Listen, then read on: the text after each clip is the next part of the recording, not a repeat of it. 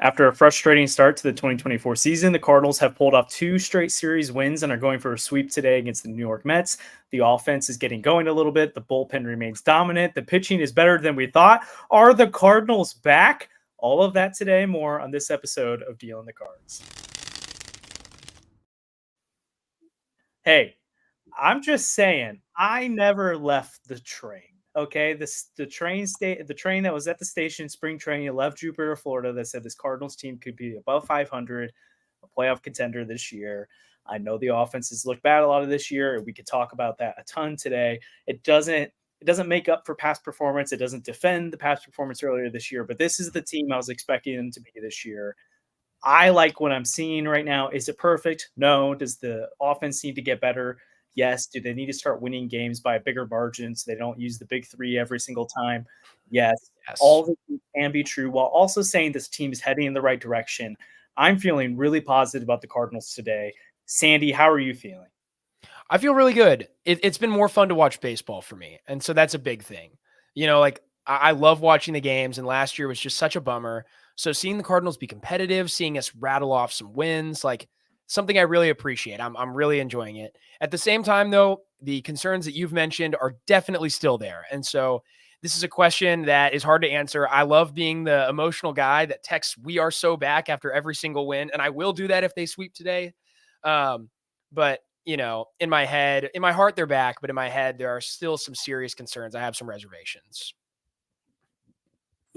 Same for me. I feel like it looks good. This week has looked good.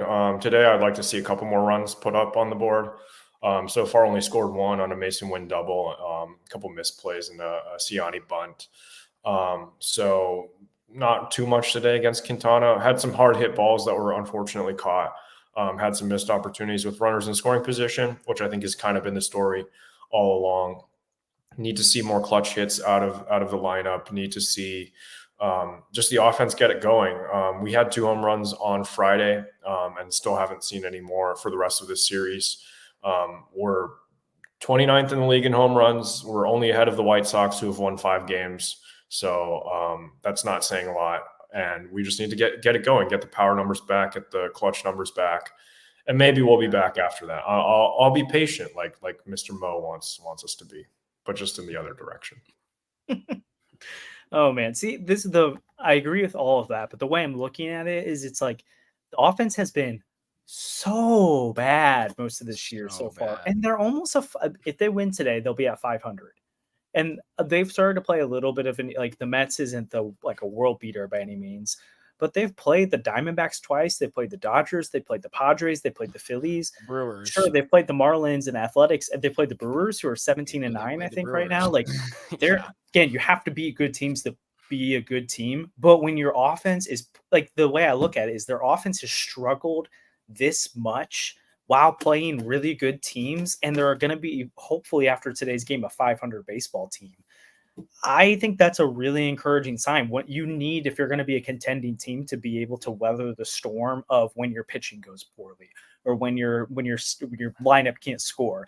And that was the difference, I think, between this year's team and last year's team, is when I think it was during the Diamondback series, there was a point when they had the exact same record as they did the year before, but then the following series after that, they started to go on this tear where they would lose 5 in a row, 6 in a row. I think they lost 9 in a row at one point at the end of April going into May last year. I don't see this team doing stuff like that because the defense and the pitching plays up to a level that even when the offense is going to go through some kind of historical streak like it has, they can weather the storms. And then again, this offense is not going to be a bottom 5 unit the whole year. So once it starts to get going a little bit, I mean, I could see them string together a lot of wins here. So again, they've gotten series wins against the Mets, the Diamondbacks, the Padres, the Oakland, Miami. Miami. Yep. Obviously, they got swept by the Brewers. They lost to the Dodgers. They lost the Phillies series, I believe. So it's been a mixed bag so far. But again, if you told me they had this record in before spring training, I would still feel the same about the team. Well, hey, I still feel fine, but Lindor just homered off Lynn, so that makes me sad. Hey, but 1-1, 6th inning, you need the offense to score more, but Lynn's been really good, and again, can't. I mean, it depends on how the rest of the start goes, but because of 1 run over 6 innings, you take that 10 out of 10 days of the week. Even from Lance Lynn, absolutely. Yeah. So again, I feel really positive because of the fact that the things that we know will be better are not playing well, and they're still a 500 team. Again, record matters here. I think if they were 6, 7, 8 games below 500 right now, I'd be totally a different tune, because it's like you also can't dig yourself a hole like this. If you play around 500 baseball, I don't.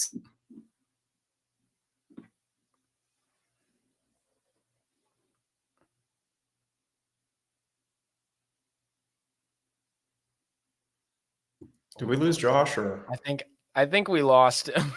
Okay, well, that's unfortunate. Hopefully He's frozen right now. Yeah, that's tough. Bear with us. Technical difficulties hit everybody, me most of all with my Wi-Fi. But I think I know the point Josh is trying to make here. He's basically saying, the Cardinals haven't dug themselves a big hole, and that's a really big deal here. And the offense is going to be better. The pitching might not be this good, but if the pitching's just decent compared to where it's been, and if the defense continues to be elite, the Cardinals could be a really good team this year. They're capable of winning this division. They're capable of going to the playoffs. And then once they get to the playoffs, as long as they acquire somebody real at the deadline, they're capable of going farther. So, all right, Andrew, let's get back to the discussion about whether the Cardinals are back or not. How do you feel? Do you have some reservations right now? I definitely do. Yeah, I mean, you can't be using the bullpen like this every day. We're in a high leverage game right now. It's 1-1, and Lance Lynn just walked Pete Alonso, so that's not a great comeback from the Lindor home run. But I do think that, like, you can't overwork your bullpen. We've seen what happens, and it just isn't sustainable, right? Like, you're using the same 3 guys every day, and obviously there's guys that you can trust, like Liberatore, Robertson have looked really good, but it's not like the elite back end of the bullpen. And the lineup still hasn't gotten it going the way that we want it to get going. Goldschmidt has looked better, but power numbers still aren't there. Arenado has only hit 1 home run. Nolan Gorman has hit 4 home runs, but like the rest of it just doesn't make him look like a very complete hitter at this point. Wilson Contreras is kind of the only guy who I would trust in any like big spot. And yeah, he's been really good. No complaints with his game so far, but we've expect this team to have more than one elite hitter, right? And so far, that's kind of all we have. Newbar's been kind of unlucky. His StatCast expected numbers or whatever are like way better than what he's actually producing. He's hitting the ball really hard, so those will fall. I'm not really that worried about him. Mason Wynn has been a really solid like contact hitter. He's getting on base and he's getting the good hits, like situational hitting when he needs to be. But we haven't really seen the power that was kind of touted in AAA. That'll come. Not really his job. He's doing a great job. So not really anything to be concerned about him. But the guys who we need to rely on, Donovan, Goldschmidt, Arenado, Nootbaar, they really need to get it going.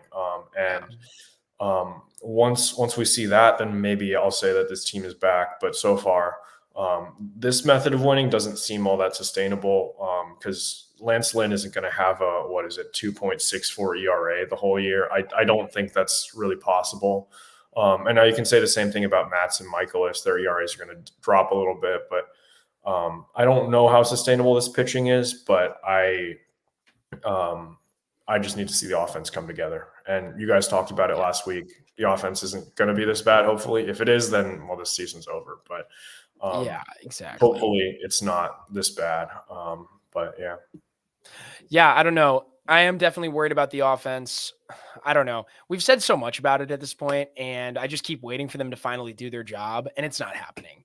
I know it will eventually. Josh keeps being optimistic, and he keeps getting me to think it's going to happen. And they did do their job yesterday. Like, I'll give the offense credit where credit is due. They scored 7 runs, and the pitching staff held it together, and we got a win. That's a really big deal. But then they turn right around today, and we've got 1. That's not enough to win this game. Even when Lance Lynn has a really good start, like 1 run is a really good start from Lance Lynn. I'm not complaining right now, although it looks like bad things are happening if I'm interpreting what's going on in the chat properly. Oh gosh, Lance Lynn, please hold it together. Yeah, it's Herrera not your just went down. The trainers are checking. Oh no. Did he get hit by the back? I mean, this is why we don't stream during the games. I think they're like 0-4 when we're streaming during the games, but like whatever. All right, dude. I just hit Stewart right now. Like, just absolutely drill him. That backswing is way too long. He just drilled him. That's awful. Okay. Anyway, sorry, that's really terrible. It's like Ian Happ.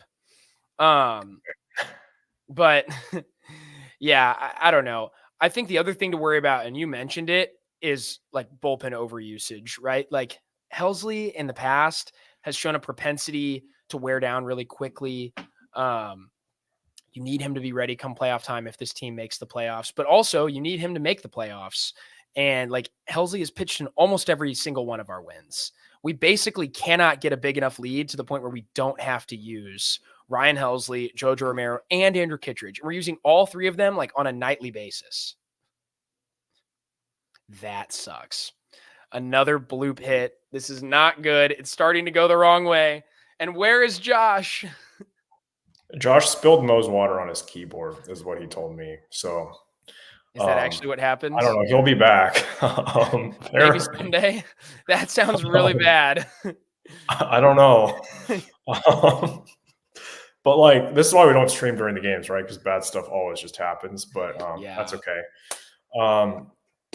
Seth Bose with Josh, and yeah. So if you guys have any questions, the programming's kind of thrown off right now. But if you guys have any questions, throw them in the chat. We'd love to get some Q&A going right now, trying to figure out what's going on with Josh. Looks like Lynn's going to come out of the game here. Probably the right move, especially with 2 on. Lynn's definitely homer prone, as we saw. But also we're getting towards the middle and bottom of this Mets lineup. Hitters aren't as scary. Tyrone Taylor's not nearly as scary. Although Jeff McNeil had that bloopy base hit earlier. He just stuck the bat out there. That was crazy. So, oh no. Really would have liked to get Stewart out there. Yeah, so I guess we can move ahead to the Tiger series while Josh is away, because I know he has more comments that okay, never mind. Here you go. We told Welcome him back. You water on your keyboard, but I guess there was some pretty bad weather in my area this overnight, so looks like something happened here. So I have no power, but I'm using my hotspot. We're going to continue going. So just keep going. I don't know. This is like the Chip Carey flu game. Way to push through. I better make the next tier list. So Fernandez is coming in according to Seth. So I like that move. Okay. I like giving Fernandez a big spot like this. As long as you don't use Gio in that spot, I'm fine. Just don't use him. Like that here, but while we're on the topic of the bullpen, where does the Cardinals bullpen rank among other bullpens in baseball? Is this a top 5 unit? Yeah, is it a top 3 unit? Like, where do you put them? Andrew, let's go with you first. Yeah, I'm not familiar with the other bullpens in the league. I know the Astros are supposed to have a really strong bullpen, but Hader's been terrible, like he tends to do. So I guess maybe not. He's super volatile. Sometimes he'll just have stretches where he just can't play at all, which is unfortunate because he's on my fantasy team and I want him to do better. But so bad for you. It's okay. I still have Tyler O'Neill and Mason Miller as my waiver pickups, so I'm doing okay. Mason Miller's a freak. Yeah, so I don't know. Houston was the one that I was really looking at. I think the Phillies have a strong bullpen, but I think some of those guys haven't been like too good to start the season either. I feel like the regression might be coming for Kittredge and Romero in particular. I don't feel like they're sub-1 ERA guys, but like they're still very, very good. And there's just a lot of depth as we've seen. So I would say top 5, top 3 would be reasonable. As soon as I say that, because I'm not allowed to make a correct prediction, they're going to just like completely lose every game for the rest of the season. So I should go. Yep, right on cue. Was that foul? Oh. I think that was foul. Okay, thanks. Okay, good stuff. We need to stop streaming during the games, guys. Like we need. Yeah. Anyway, I'll rethink that. I would say I want to say it's top 5, top 3. I would need to do a little bit more digging in terms of like how much their current ERA is inflated by like who was it? John King's got lit up. Who ate all the innings after Zach Thompson? Palante's had a game where he kind of took it. So like there's been some games where the bullpen ERA got inflated just because they're trying to eat innings and the game's already over. But like I'm trying to think of what matters more to me is that you have the back end guys, like your Correct. 8-7 guy, like having a really strong 8. I would prefer a team with a better strong 5 or 4, and I can't think of a Absolutely. team that I would compare the Cardinals to right now, even with obvious regression coming for even Helsley will probably have some regression where he's only really had one bad outing. He gave up his only earned run on the season since that Dodgers game was when they intentionally walked Bryce Harper in the 10th inning, which they had the Manfred man on, and they want to intentionally walk Bryce Harper with the bases empty in the regular. It's like that guy came around to score. Alec Boehm hit a ball off the bag. Like it's whatever. It happens, and you're going to give up runs as a reliever. JoJo's awesome, but he's not this awesome. Like no one is. Same with Kittredge. So even with some of that regression coming, I could argue, well, you're going to get Middleton back soon. You've had a really Brian bad too to start the year. You've got O'Brien coming back. So I want to say top 5, top 3, but I'll at least say it's like without a doubt top 10. Yeah, I'd agree with that. I'm trying to think of a unit that's comparable to them right now. I don't think anybody in baseball to this point has had a better back 3 than the Cardinals. Like the most comparable that I've been able to find in my digging was the Tigers so far. Foley's been really good. Holton's been really good back there, but he had a big implosion the other day against the Royals. He gave up like 7 runs. Okay. So those numbers are skewed now. The Tigers have been good. The Yankees have a good bullpen. I like Holmes at the back end. Mariners. Pirates are supposed to have a good bullpen, but we've seen, like Bednar's been terrible. Aroldis Chapman hasn't been fantastic. The Rays are a usual suspect here. The Brewers bullpen has been shockingly good. Yeah. So I mean, the Rays are about to get swept by the White Sox, which I think is really funny. Oh no, that's awesome.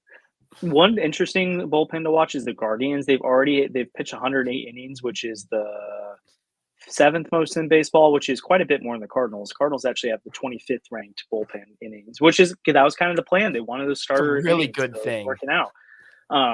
Especially because we talked about, which is a fair critique, they can't use JoJo, Kittredge, Helsley every single time they need to go for a win. Oh my gosh. No, Fernandez got out of it, so we're good. We're chilling. Fernandez looking good. I love him. Hitting that button made me think something terrible just happened. Yeah. Oh my gosh. No, sometimes I can hit it for good things too. That's true.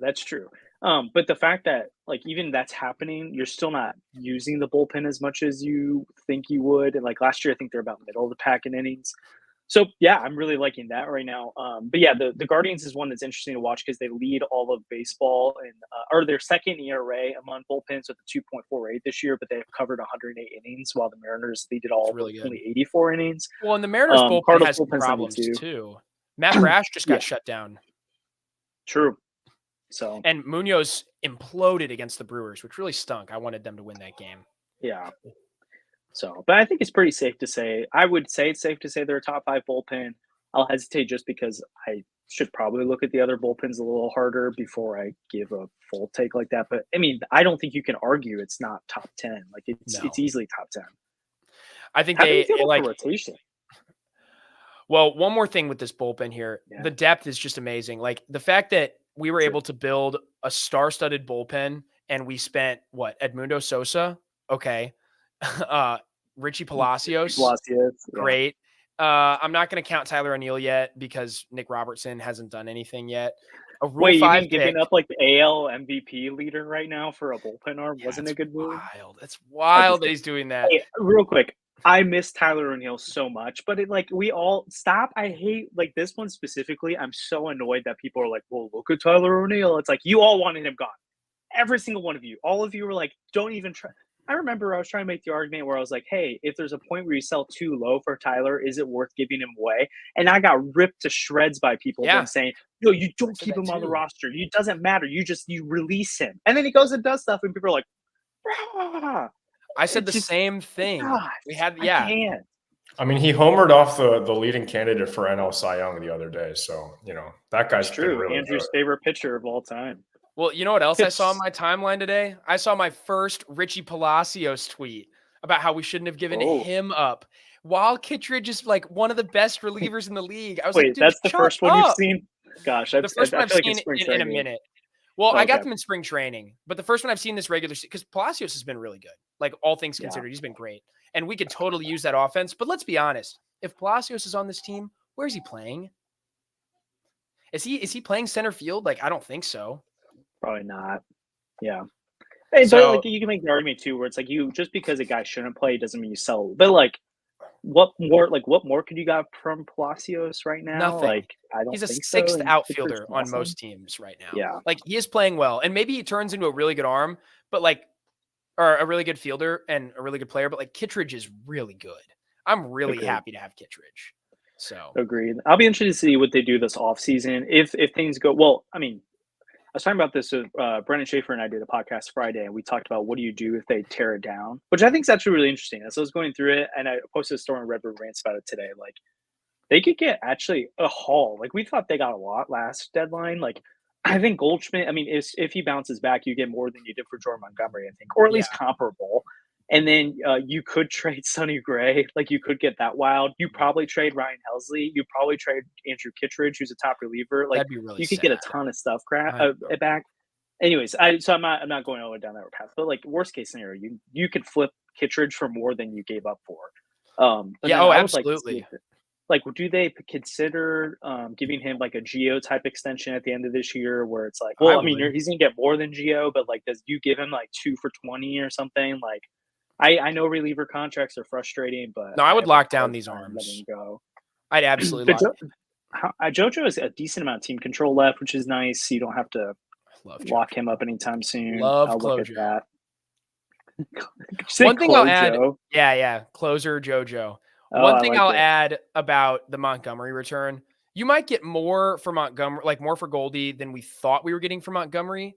But like since that deal, I feel that the national perception of Sajazi has skyrocketed. And the national perception of Roby has too. Like Roby came back, showed us he was healthy, and then has had some really encouraging signs. Like, I don't know if the guys you get for Goldie are as good as those two are now, but the return in the moment might look better. Yeah, it probably depends on what they do, because even in the moment, there were people that were saying like, "Hey, Roby's a really interesting get because if he didn't get hurt this year, there's no way the Rangers give him up here." And JC is on fire. So like, it depends on who they try to target. But in general, I'm just saying like Montgomery was the only one who really like got you top name prospects in return. Obviously, like Semper Bursa has been a great find from the Jordan Hicks trade right now. So shout out that one, even though like I wish they could have gone Cole Reagans or something, but like Semper Bursa looks awesome right now. But like if you had to move on, oh no, my dog is squeaking a toy. I might have to get that in a minute. But if you had to move off of all these guys at the deadline, or even going into the offseason, you have Goldschmidt. You would probably trade Arenado at some point. Even if you keep Sonny Gray, which they probably would, you've got Tommy Edman. And again, Kittredge, Lynn and Gibson would have value in the market. I think they'd have more value than Jack Flaherty did. Like there's some interesting moves to make. Dude, Quintana's about to go 8 with 1 run against us. This offense. It's not good. It's really not good. But you know what? Josh wants to tell us about how the offense is great and it's going to come back. So I'll let him continue with that.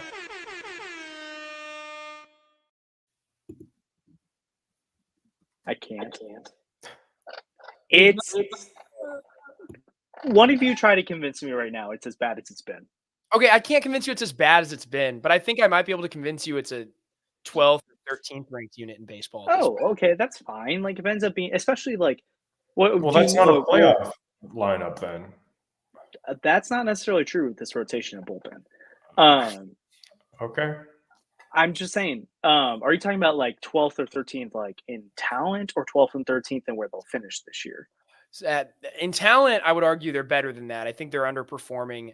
I think it's going to be really hard for them to finish inside the top 10 this year with full season statistics. Now, I wouldn't be shocked if they're a top 10 offense moving forward, and that's really what matters more. You can't replay the old game. We've had that conversation.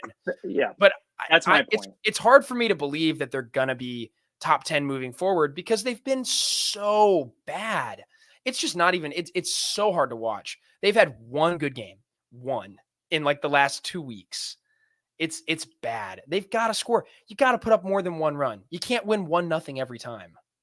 Hey, do you guys think a lineup that has Bryce Harper, Kyle Schwarber, Trey Turner, Nick Castellanos, JT Realmuto, Alec Bowe, and Bryson Stott would ever have a month like this? Because they did last year. I know. And April is the least important month statistically for hitters. And the Phillies did this in May. So like Yeah. I'm not trying to say they're as good as the Phillies right now, even though I think they have all the talent in the world to be as good as the Phillies lineup because they have the up top to bottom a better like potential lineup than them. But again, I'm trying to like name me 10 lineups in baseball you'd rather have than the Cardinals. And again, I get that it has not looked good so far. And if it's the end of May and they're looking like this, then I'm gonna look like a fool, and I get it.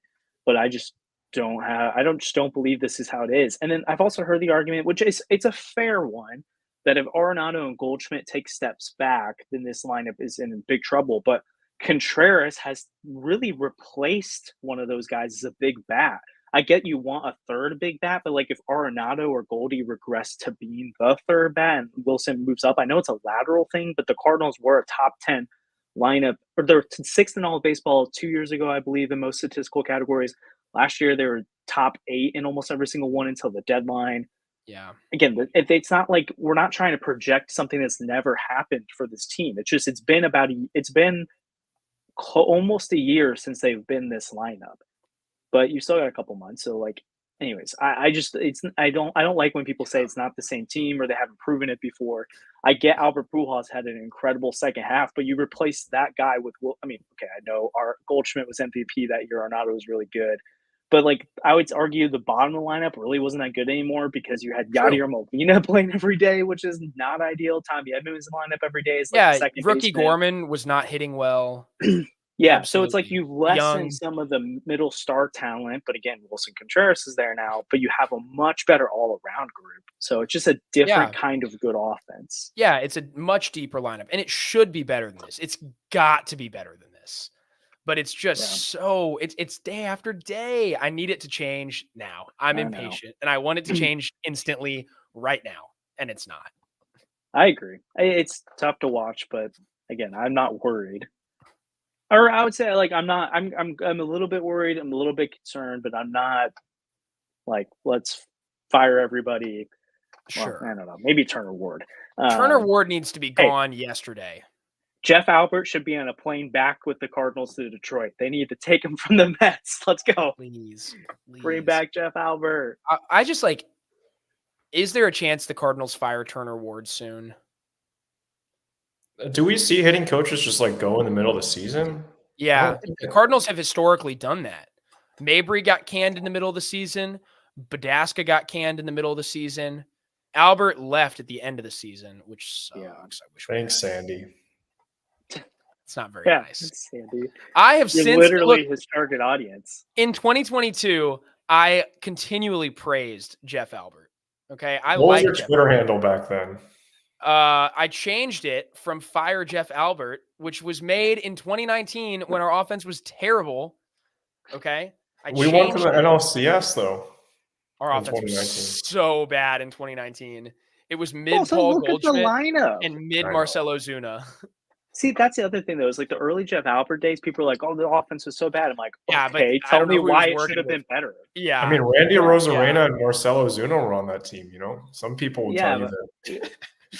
Okay, Randy Rosarena wasn't really on that team. He, like, played a few games. But anyways, whatever. People... Yeah, maybe bring Jim Emmons down from the booth. It'd probably help everyone out if he was a hitting coach instead of getting texts on the stream every time. But, oh, man. Did you guys talk at all about the rotation? No, we kind of left that topic. We'll get into it. Yeah, so right now it's about 19th in baseball in ERA. I don't know how up to date it is based on today's stats. Again, you've had some blow-ups from like Gibson. You've had a Matz blow-up, some random stuff like that like really just kills the ERA. That's what it was. Thompson the other day piggybacked off Matz and gave up like a crap ton of runs just because they just need to get the innings out of them. I think like sure, it's 18th in ERA right now, but I would say it's been a middle of the pack rotation so far. It's been exactly what you need, and honestly, you can maybe say it's a little bit better than middle of the pack because they're giving you the innings. So, like, the ERA isn't flashy, but let's look at some of the teams above them, innings-wise. The Cardinals have eaten 146 innings. Above them in ERA rankings 1, 2, 3, 4, 5, 6, 7. 8 of the rotations above them in the rankings have thrown less innings. You look at the Cubs, who've only covered 130 innings so far. So, like, I think that matters over the course of the season. And then also, like, does Steven Matz last in the rotation super long? If he's not, like, I wouldn't be surprised if they go the hot hand with Semper Bursa or Andre Palante. I would be interested to see in a starting rotation role. Yeah. Again, you can upgrade at the deadline, but I've been impressed. Like, not like they're a top end rotation by any means, but right now you give me Sonny Gray and Lance Lynn. I mean, I don't feel amazing about Lance Lynn as one of my postseason starters right now, but if he was Game 3 pitching like this, I'll take it. Yeah, no, I agree with you. Feels pretty good. Fernandez, another nice pitch. Oh my goodness. He's about to give you 2 high leverage innings, which is just crazy for a Rule 5 pick. But back to the rotation. The rotation's really good. I think I'm with you. I think it's better than 19th because some of the blowups have been like stupid. The Marlins blow up really like ruins Gibson's season numbers. But outside of that, which you can't take that away, he lost that game. But he's given the Cardinals a chance to win every other game. And if you're going to blow up on a day when the offense only gives you 3 runs and they don't score them till the 8th inning, because that's fine.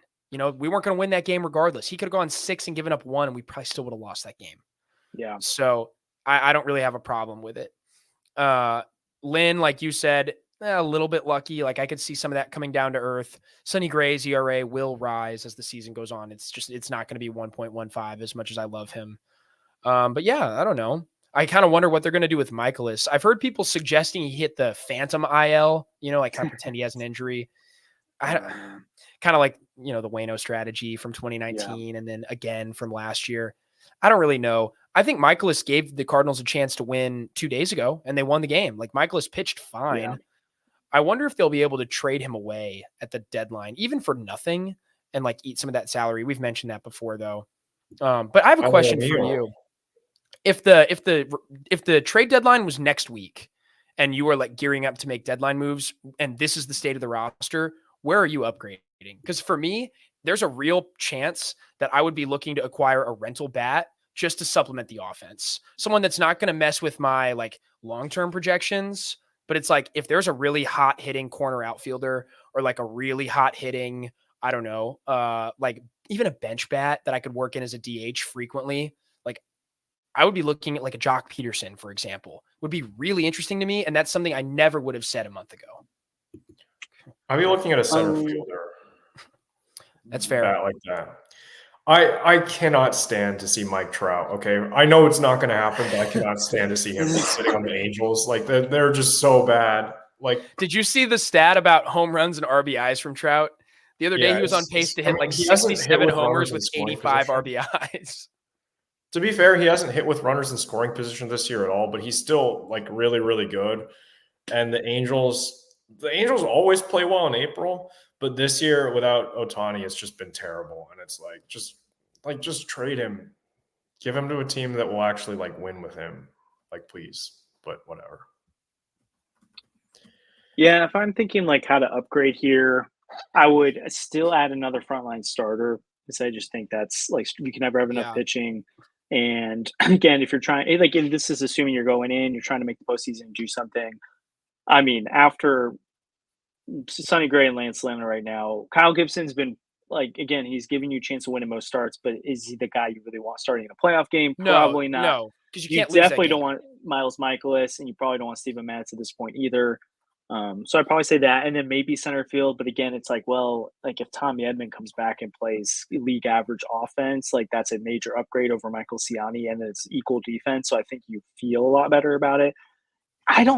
It's like, sure, if you had a 1-year outlook, sure, I would add another bat, but it's just hard for me to justify like, okay, like I don't know where you fit it in right now. I mean, I guess you could do a DH, and then you have Donovan in left. Newbar in the other corner, Edman in center, and then you've got this rotational bat to add in, and you kind of just like write off Walker being a major part of the team this year. But I think again it's going to figure itself out. You're in that weird spot where I feel like to upgrade the offense, you have to make a huge swing. Like unless it's like a temporary, you're playing the hot hand. Like you have to go upgrade. Like not seriously. I think you have to upgrade to the Mike Trouts of the world to upgrade because it's like how do you upgrade from Nolan Gorman? It's go get an actual like top end second baseman. How do you upgrade from Nolan Arenado? You go get Austin Riley. Like how do you upgrade from Lars Newbar? You go and get I don't know, honestly, Lowe's New Park. So it's just I don't know. It's you're at a weird spot where you'd have to really push the chips in, and I don't know how worth it is. When you have significant, even if the pitching's better, you would feel better about it if you brought in. I don't even know who the top starter will be available this year. It's like they're all hurt. So it's like, is it going to be the Paul Blackburn Like sweepstakes Blake Snell or somebody like Jordan Yeah, Montgomery, maybe again. Monty, if the Diamondbacks are out of it, but I don't think they will be. I mean, they've looked really bad, and they have injuries. So I don't know. I want the Orioles to tank. I want Corbin Burns to be available. I want the Yankees to tank and Juan Soto, but whatever. It's not going to happen. I wonder if the Brewers fell out of the race. Freddie Peralta might be available. Not for the Cardinals. Yeah, no way trades in the Cardinals. But Framber Valdez, though, or like one of those Astros starters could be interesting. Trying to think of other teams I've struggled. Verlander? Yeah, Verlander. Oh, wait. Well, the Rangers have been good, right?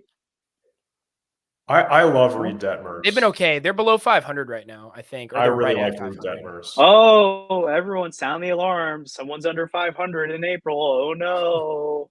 Oh, no. Who cares? Cardinals have a better record than the Padres, the Giants, the Diamondbacks, the Astros, like a good amount of AL teams that are supposed to compete. The Marlins, who made the playoffs last year, as bad as they are now. So now everyone on their rotation is getting Tommy John surgery. So that's like, so crazy. That's going to hurt them for years. Like the Marlins have been set back years because of what's happened. Like Luzardo, even if he wasn't going to be an ace there, he was worth a lot on a trade market.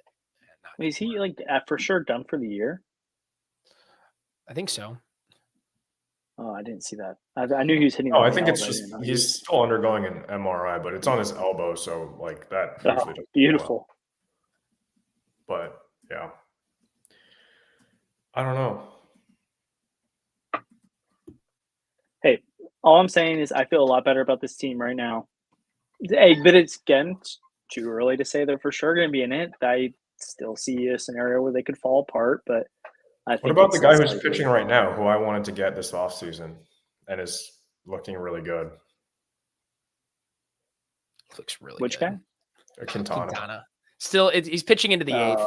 He's about to strike Contreras out probably, and then that'll end the eighth. And he won't come out for the ninth. They'll go to Diaz. And it's like, oh, okay, well, tough. That's really a strikeout. Tied still, right? What'd you say? It's tied still, right? Yeah, it's 1-1. Yeah, it's 1-1, but I think they'll go to Diaz in the ninth. If not the ninth, then the 10th, because they want to preserve it and go to extras as the home team. Here, this is an interesting question in the chat from Vincent. Can you post that? Yeah. Would you guys worry about the Astros? I think if I was an Astros fan, I'd be acting the same way I acted last year. I refused to worry about the Cardinals until June because I was like, oh, Cardinals are a good organization. They always do things right. They'll just bounce back. I was like, oh, are the Astros a good organization, or do they just cheat their way to a World Series? Oh, they're a good organization. They've had a lot of things go their way. But what I would say, 7-8 straight ALCS. I'd probably be acting the same way I did last year as a Cardinals fan, where I'm like, oh, big losing streak at the beginning of the season. That's fine. At some point, we'll win 12 in a row, and we'll be over 500. So no more. Also have like no pitching anymore. Like their pitching is all hurt. Yeah, the Astros have real problems. Some of their top prospects like haven't really panned. Oh, is Sandy gone? Okay. Hey, we're dropping like flies today. It's okay. These things happen. Well, I mean, you look at the Astros rotation. Luis Garcia is out. Christian Javier is out. Lance Mikolas is out. Jose Urquidy is out. Like, I mean, it's just tough to overcome 4/5 of your rotation being down for the count. Kendall Graveman's out for the bullpen. If I'm a Astros fan, I'm not freaking out. I'm freaking out about 2024. That doesn't feel good. But I mean, their lineup looks good still. Like Bregman's struggling, which they haven't extended him, but they couldn't let him walk. Jeremy Pena has been great. Kyle Tucker's been great. Yordan Alvarez has been great. Jose Altuve has been like an MVP candidate. The Diaz, the catcher dude's been really good. So I wonder maybe like a good comp for them potentially is like kind of what the Cardinals were like toward the end of their run where they kept making it up to AL NLCS. Again, Astros run's totally different than the Cardinals in the early 2010s, but like maybe it's something like that where like, well, maybe they're not going to be the dominant team that makes it to the championship series every year, and you might start to see a slow decline.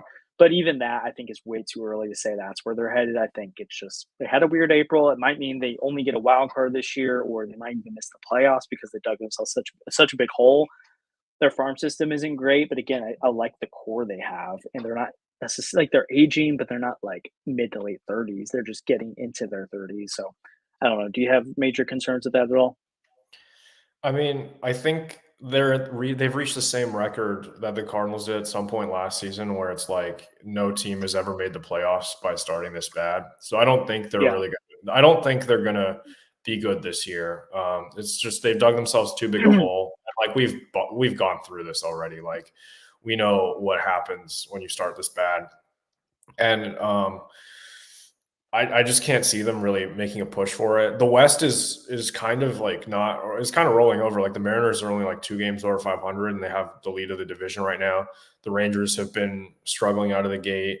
The Angels are terrible, and the A's are the A's. Like they could be in a playoff push, and their owner would trade all of their guys to make sure that they never see the playoffs. But like, I don't think it's as like, I mean, it's kind of like the Central last year, right? Where it wasn't like a great division, but I still don't think that they're probably not going to finish last because there's a couple of really bad teams in that division. But I think it's possible that this is the first time that they're not going to make the playoffs in a while. But for next year, they still have a lot of core pieces that are really good, kind of like the Cardinals. Yeah. But Yordan Alvarez is a lot younger than Paul Goldschmidt, and he's still being really good this year. So I feel like they're going to be just fine for the future. But yeah. But I do think like one thing about that stat, which is what potentially gave Cardinal fans hope last year, is like, you know, like you look at all baseball history, there hasn't been a wild card until like a couple decades ago. Now there's 3 wild cards, so like the opportunities to get in are a lot. Like you can get into the low 80s and get back, and then like you said about the NL or AL West right now, it's been super weak. So like the Astros still don't have their 10th win of the season and are only 7 games back of both in April. Like it's not easy, but like the Cardinals, what was it, 2011 when they came back from like 13 games back of the wild card or something like that? Down. Like, and that was in like August. 2 months. So like you give this Astros team 4 months to get 7 games back. I'm not counting them out by any means, but to your point, it looks all bleaker now. But do we maybe want to finish up real quick? I think we want to have Kareem on again soon to talk about prospects, but I think we can talk a little bit about like Quinn Matthews this year looks awesome, and his rise has been like super out of nowhere because he's that guy who threw 156 pitches in a NCAA game and was like a low 90s, typical Cardinals pick where it's like, oh, they're a control guy, don't have a lot of velocity. Now he's like pumping 95, 96, 97 consistently, and he's striking out the world in low A right now.